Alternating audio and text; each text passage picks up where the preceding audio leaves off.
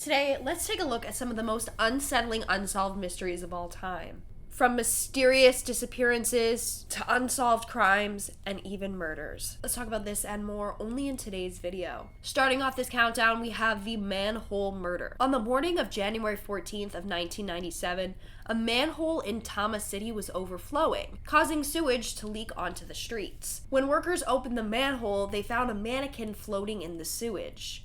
Except it wasn't a mannequin. It was the body of a woman named Fukiko Yagahashi, a 39-year-old kindergarten teacher who disappeared a year before. She disappeared on February 28th of 1996. She was last seen at a grocery store around 7 p.m. When she was found, she was wearing the same clothes that she disappeared in, except her hair had been cut short. On top of that, her diary was missing. Apparently, she didn't go anywhere without it. So it's thought that the diary was destroyed by the killer because it might have pointed out who the killer was. But to this day, we still don't know. Moving on at number 9, we have the Dismemberment. On April 23rd of 1994, a park worker at Inokashira Park in Tokyo discovered 24 pieces of human body parts in the trash. The bag consisted of 2 feet, a right shoulder, an ankle, and flesh and bones. The head and the chest of the victims were never found. What's odd was that the body parts were precisely cut into 20-centimeter pieces,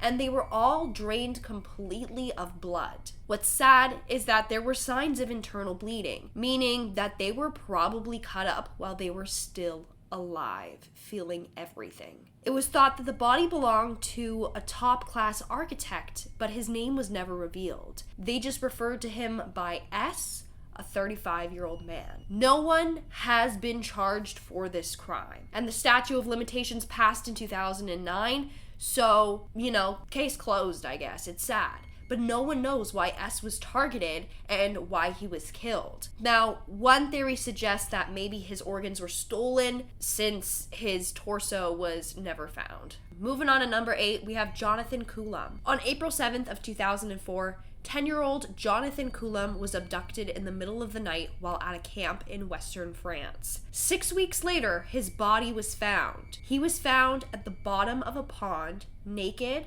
tied up, and weighed down by cinder blocks. An autopsy revealed that Jonathan was suffocated to death, and then his body was just discarded into the pond. This case remained cold for several years. Now, in April of 2011, someone did come forward saying that he was responsible for killing Jonathan, but police are still investigating these claims. We don't know if this is true or not, so this case remains unsolved to this day. Coming in at number 7, we have Septic Tank Sam. Septic Tank Sam is the name given to an unidentified man found in a septic tank in Alberta, Canada. So the year was 1977, and a couple went out to an abandoned farmhouse to find a pump for their septic tank. However, when they opened the tank, they found a decomposed body of a man. According to police, it was very gruesome and a very sadistic crime scene. The man had been tied, tortured, burned, and shot before being dumped into the septic tank. The remains were in such bad condition that it took the examiner months to figure out who the body belonged to. They didn't even know if it was a man or a woman. Eventually, it was discovered that it was a man. His teeth records were then sent to over 800 dentists, but there were no matches whatsoever. It's a very sad case, and I hope that one day we can figure out who this man was and why he was killed. Coming in at number 6, we have the dancing plague. Now, I am truly baffled by this case. I don't even know. Listen, okay? In 1518, the citizens of France were plagued by a weird illness. Basically, it caused them to dance uncontrollably for days at a time. This lasted for 2 months, and then all of a sudden it just randomly stopped. It started in July of 1518 when a woman named Miss Trophia started to begin dancing. One day she woke up, she couldn't stop dancing until she just passed out. When she woke up, she continued to dance for days and days at a time. Then suddenly, it happened to 30 more people. Eventually, around 400 people were a victim to this weird dancing plague. In fact, it actually killed a couple of people and it injured hundreds. Now, there are a couple of theories as to what happened, but I don't believe any of them, honestly. So, theory 1 is that they were possessed by a demon. You know? Number 2 is that they all had overheated blood. And 3, which is, the more likely one, is that they had ergot poisoning from rye flour. Ergot is known to cause people to convulse. So maybe it wasn't really dancing, it was just convulsing. I don't know. It's creepy. And you know that urban legend about the dancing man? It sounds like that. We're now at our 5th and halfway mark with the woman who named her own killer. This case is the definition of bizarre. Like, literally, I have no words. Now, it has been solved, but how it was solved is just, that's the mystery, okay? So in 1977, a woman named Teresa Bassa was murdered and her jewelry was stolen. Police tried finding the perpetrator, but were unsuccessful. That was until Bassa's co-worker, Remy Chua, got in contact with her, like her ghost. So Remy hardly knew Bassa. That was until she started having visions about her. She kept seeing this man behind Bassa. So she decided to contact her from the dead. She sat down with her husband and actually channeled her spirit, and she took control of Remy's body and basically told the entire story of her murder. It was done by a man named Alan Showery. The police went and questioned Alan and he revealed the truth that he did do it. So she came back from the dead as a spirit and told her friend, like, yo, this is who murdered me. Isn't that crazy? It's crazy. It's crazy. Coming in at number 4, we have the human feet. Since 2007, around 20 dismembered human feet have washed up on the coast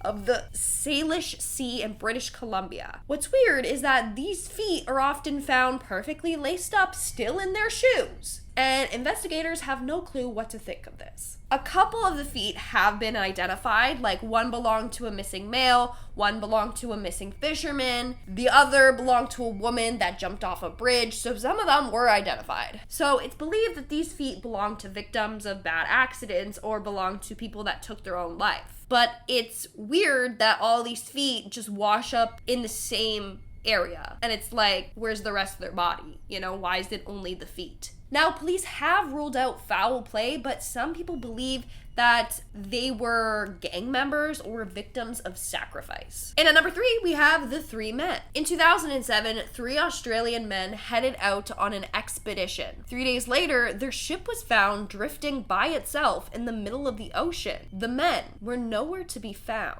The weird part is that on the ship, they found knives all over the cabin floor, as if there had been a fight and these men were like scrambling to find a weapon. What happened to these men still remains a mystery to this day. But of course, you got some theories. So, one is that they got into a devastating fight and they all ended up killing each other. Or 2, their propeller became snarled in a fishing line. One dude went to go free the line but fell into the ocean. And then the second dude tried to go save him and then fell into the ocean. And then we don't know what happened to the third guy. Again, we don't know what happened for sure. That's just theories. Coming in at number 2, we have Tara Calico. On September 20th of 1988 at 9:30 a.m., 19-year-old Tara Calico left her home in New Mexico to go on a bike ride. Now, she would typically ride her bike on that route daily, but she did tell her mom that if she wasn't back by noon to go and go get her because she had plans with her boyfriend and needed to be back by that time. That was the last time Tara's mom ever saw her. When she didn't show up by 12, her mom went out looking for her and then eventually called the police. Witnesses say that they saw a truck following her while she was biking. This was around 11:45. Now, her Walkman, which if you don't know is like an old CD player, I know I'm dating myself here, but that was found smashed at the side of the road. And then the case basically went cold. A year later, a disturbing Polaroid was found in a Florida parking lot. The photo showed a young girl that that looked like Tara. She was bound up beside a young boy. Both their mouths were taped shut. Tara's mom claimed that that is a photo of her daughter, saying that they had the same hair and the same scar on her leg. Now, what else is weird is that there was a copy of the book called My Sweet Audrina, which was Tara's favorite book, and that was featured in the Polaroid. So it seems like it was purposely planted there by the kidnappers. Over the years, there have been some leads and sightings, but nothing has ever been strong enough, and we don't know where she is to this day. And in our number one spot today, we have Cynthia Anderson. On August 4th of 1981, Cynthia Anderson left for work at a law firm in Toledo, Ohio. When her employers arrived, they found Cynthia's car in the parking lot, but Cynthia was not at work. What's freaky is that Cynthia had a novel on her desk, and it was left open to a page about a kidnapping, so people immediately assumed that this was a sign that she was kidnapped. What's more scary is that a year prior, Cindy apparently kept having this reoccurring dream that she was going to be kidnapped and then murdered by a stranger. Now, theory goes that one of the attorneys that works at her law firm had something to do with her disappearance. A month later, he went to prison for dealing drugs. So it's thought that Cynthia knew that he was dealing drugs, and so he kidnapped her to prevent this secret from coming out. And yeah, there's more to this case. It is absolutely insane, but again, we don't know what happened to Cynthia Anderson. All right, guys, that's all for today's video. I want to give a shout out to cval.19 because I asked on Instagram what videos you guys want to see from me, and they said Unsolved Mysteries, so I did this video. I thought it was a great idea, so shout out to you. And you can always let me know in the comments below what video you want to see next. And while you're down there commenting, make sure to smash that like button, obviously subscribe to my channel. I've been your host, Lindsay Ivan. Stick around for some bloopers, and I'll see you when I see ya. Bye. And I need some water. Ugh. And, yeah, gotta sneeze.